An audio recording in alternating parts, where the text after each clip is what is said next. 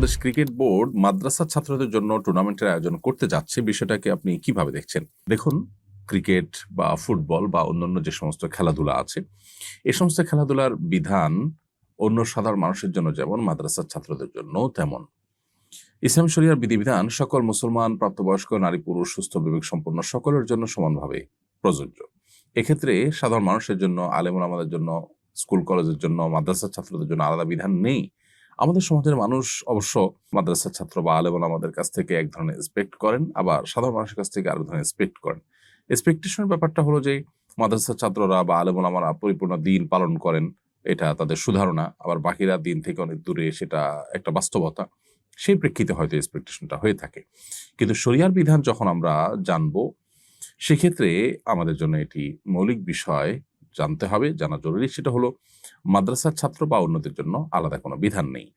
অতএব ক্রিকেট খেলার বিষয়টা অন্য সাধারণ মানুষের জন্য যেরকম শারীরিক কসরতের জন্য যদি হয়, সেখানে যদি কোনো প্রকার আসক্তির পর্যায়ে পৌঁছার মতো না হয়, সেখানে যদি হারাম হওয়ার মতো অন্য কোনো উপাদান যুক্ত না হয়, তাহলে সেক্ষেত্রে সেটা অন্য 10টা শারীরিক কসরতের মতো, সেটা একটা শারীরিক কসরত হিসাবে হালাল এবং জায়েজ।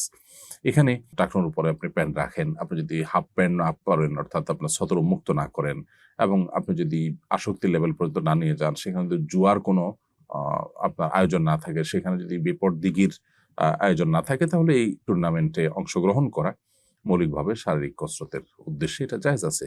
সেটা মাদ্রাসার ছাত্ররা করলেও জায়েজ, বাইরের লোকদেরা করলেও জায়েজ।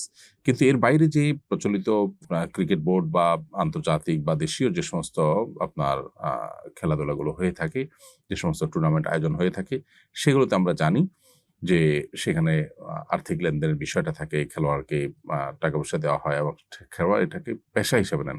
এমনি কেউ ভালো পারফর্ম করেছে, তাকে আপনি খুশি হয়ে কিছু দিয়েছেন, সেটা তো নাজায়েজ না। কিন্তু এটাকে জীবনের পেশা হিসেবে গ্রহণ করার শরীয়ত দৃষ্টিকোণ থেকে আসলে এটা কোনো শরিয়া যে সমস্ত পেশাকে অ্যালাউ করে বা যে সমস্ত পেশাকে রেকমেন্ড করে, এটা তার মধ্যে পড়ে না।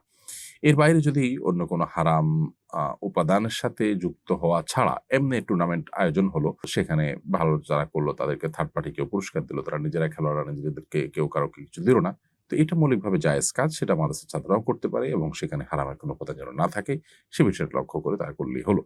কিন্তু এটাকে আজকাল যেভাবে খুব সিরিয়াস ইস্যুতে পরিণত করা হয়েছে, বরং একটা দেশের সবচেয়ে সিরিয়াস ইস্যুগুলোর মধ্যে একটাকে খেলাকে পরিণত করা, যার নামই হলো খেলা, তামাশা, সেটাকে আপনার সবচেয়ে সিরিয়াস ইস্যুতে পরিণত করা হয়েছে। এবং এটার পেছনে যে আমাদেরকে যারা কন্ট্রোল করার চেষ্টা করছেন, তাদের যে প্ল্যান প্রোগ্রামগুলো, সেগুলো দিনের আলোমতো পরিষ্কার যে মানুষের দিনী চেতনাকে ভোঁতা করা, মানুষকে দুনিয়ার মধ্যে মগ্ন করে রাখা এবং আরো নানাবিধ সেখানে তাদের কমার্শিয়াল লক্ষ্য উদ্দেশ্য থাকে, সেগুলো বাস্তবায়ন করার জন্য জাস্ট টুল হিসাবে আমরা ব্যবহৃত হচ্ছি।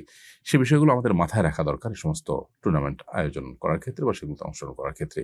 মৌলিকভাবে টুর্নামেন্ট আয়োজন করা কিংবা খেলাধুলা অংশগ্রহণ করা হারামে কোনো কিছুতে লিপ্ত হওয়া ছাড়া এটি নাজায়েজ কোনো বিষয় নয়। অতএব একটি মুসলিম প্রধান দেশে এ ধরনের যত আয়োজন হবে, সেটা মাদ্রাসার ছাত্রদের জন্য হোক, অন্যদের জন্য হোক, সেখানে যেন শরিয়া বিরোধী কিছু না থাকে, সেটা দেখাটাই হলো কর্তৃপক্ষের দায়িত্ব এবং কর্তব্যের অংশ।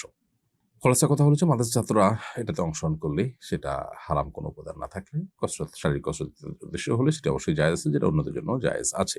আর যেটা অন্যদের জন্য হারাম, সেটা